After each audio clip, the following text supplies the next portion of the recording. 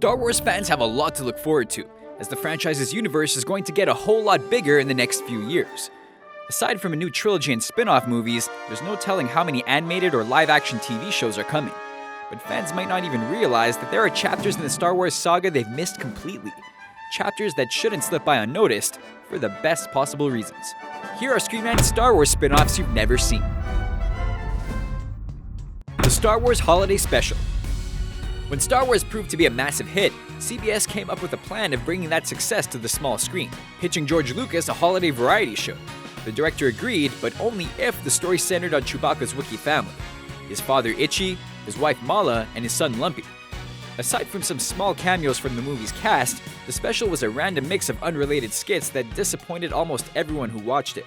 It was aired just once, before George Lucas could buy all the master copies of what would become known as the worst 2 hours of television ever by TV critics. And the worst part? The short cartoon that introduced bounty hunter Boba Fett was so good, it left fans wondering why a full series wasn't greenlit to do what the variety show failed at. It's not the end, friend. Caravan of Courage, an Ewok adventure.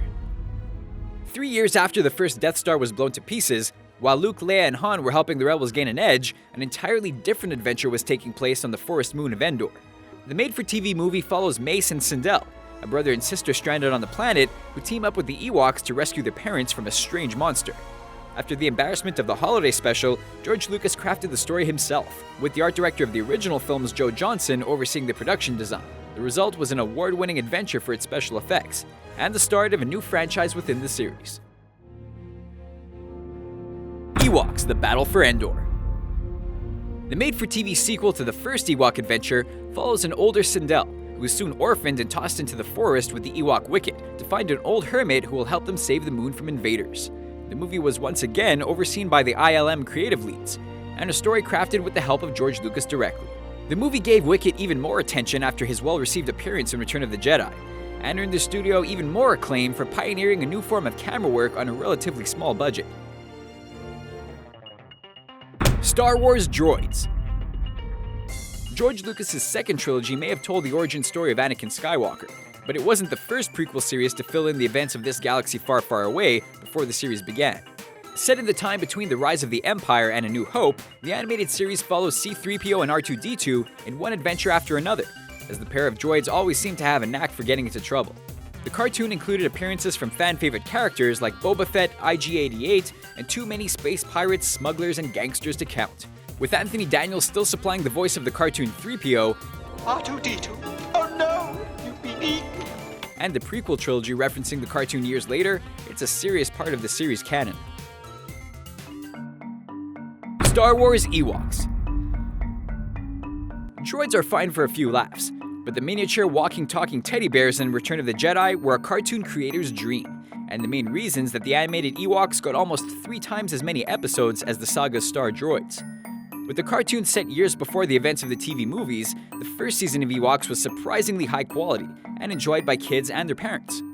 The second and third season's writing and storylines instead aimed squarely at younger viewers, but boasted some talented writers, including Paul Dini, years before he created the animated Batman and Superman cartoon.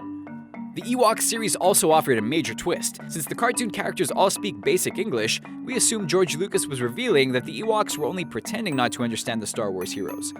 Missed me again, Blurdos! Get him! Get him! And we thought they were friendly. Star Wars Clone Wars. To be clear, that's Clone Wars, not The Clone Wars.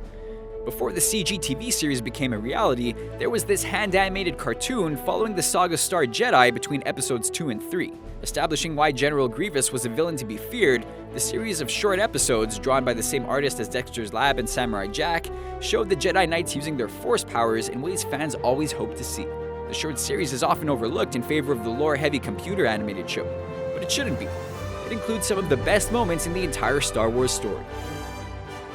Those are the key spin-off stories of the Star Wars saga that most modern fans may have missed and are still worth visiting today. Which are your favorite extensions of the main Star Wars series? Make sure you check out Planet Dolan's new video entitled 9 Dumbest Movie Theories Ever. They skewer some of the most far-out movie theories from your favorite films, so click on the link and enjoy. And while you're there, make sure to subscribe to their channel. Thank you so much for watching. And don't forget to subscribe to Screen Rant for more videos like this one.